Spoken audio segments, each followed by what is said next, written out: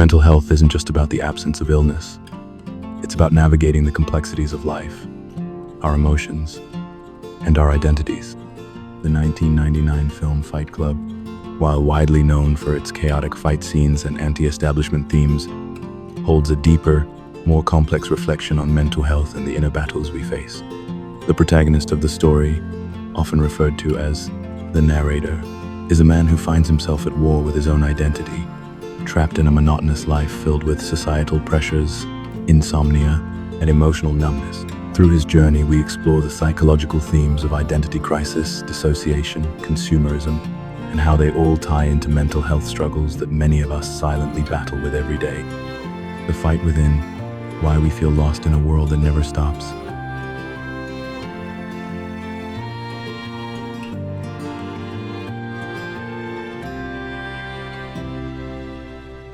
The search for meaning. The narrator's life is consumed by the endless cycle of consumerism. He works a job he finds meaningless, spends his free time buying furniture and items to fill the void in his life, and yet none of it satisfies him. He isn't just physically tired, he's mentally drained, lost in a life that offers him no meaning. This is a feeling many of us experience when we get caught up in the pressure to meet external expectations, whether it's owning the latest gadgets, attaining status, or simply trying to fit in. These societal norms don't leave space for true self-discovery or emotional fulfillment. In this, the movie subtly critiques our modern obsession with materialism and consumer culture, and how it can erode mental well-being, the struggle for identity. As the stress builds and insomnia takes hold, the narrator seeks help from a doctor, hoping for a solution to his sleepless nights. However, his pain is dismissed. The doctor doesn't take his condition seriously, suggesting instead that he attend a support group for testicular cancer patients. This moment reveals an important psychological concept, the inability of others to truly understand or address our internal struggles. This alienation often leaves us feeling isolated, as if no one can truly empathize with our pain. The narrator starts attending these groups, and while he finds some comfort in sharing and being heard, the emotional breakthrough he desperately needs never comes, especially with the arrival of Marla, another imposter in the group. Marla's presence disrupts his attempts at emotional release. Her interruption forces him back into a cycle of emotional repression, and his insomnia returns with vengeance. This highlights the internal conflict many people face when they cannot express their feelings freely. Fear of vulnerability or the judgment of others can prevent us from experiencing true emotional healing, leaving us trapped in a state of unrest. The fight for control.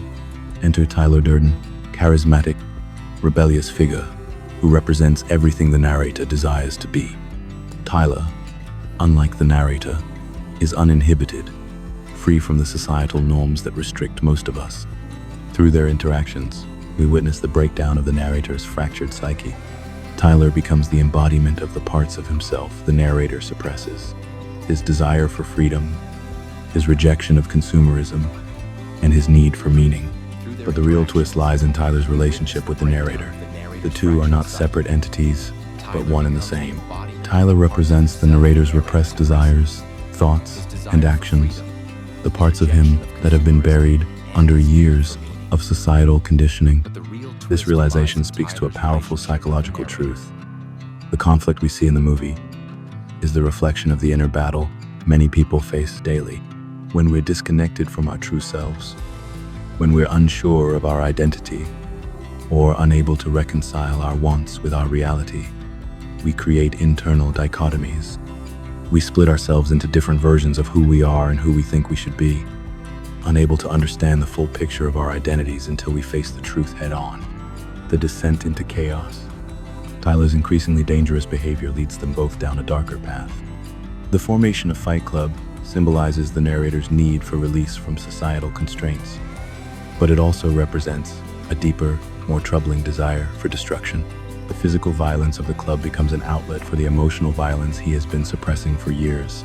But as the club grows, so too does the chaos, until Tyler creates Project Mayhem, an anarchistic movement designed to tear down the system that has held everyone captive. Psychologically, this descent into chaos reveals how unresolved inner conflict can manifest in extreme behaviors.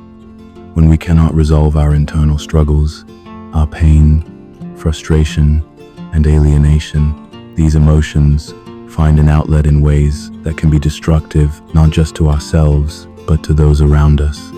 The more disconnected we become from our true selves, the more likely we are to make choices that hurt us in the long run. The fight for self-awareness. The culmination of the film comes when the narrator realizes the truth. He and Tyler are the same person. This revelation forces him to confront the darkest parts of himself, the anger, the violence, and the disillusionment that he had been projecting onto Tyler all along. This moment in the film is a dramatic representation of a psychological breakthrough, the painful yet necessary confrontation with our own darkness. It's only by facing these parts of ourselves, our repressed anger, our destructive tendencies, that we can begin to heal and move forward. In psychological terms, this is the process of integrating our shadow selves. The shadow, a term coined by Carl Jung, represents the unconscious parts of ourselves that we repress or deny. These are the traits and emotions we don't want to acknowledge because they feel too dangerous or uncomfortable. However, when we fail to integrate our shadow, it can take over our lives in destructive ways.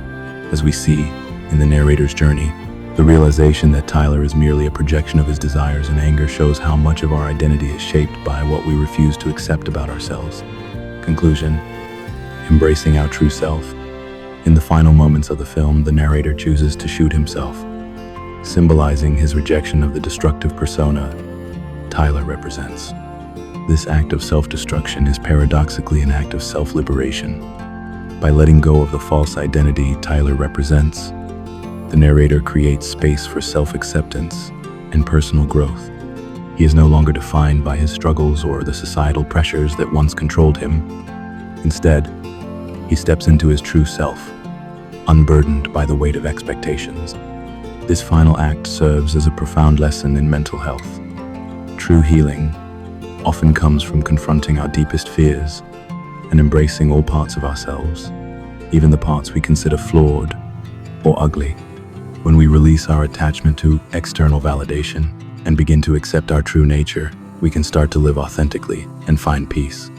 In the chaos of life, it's easy to lose sight of who we are, but as the narrator's journey shows, the key to overcoming mental struggles lies in the ability to face our internal battles and emerge stronger, more whole, and more at peace with ourselves.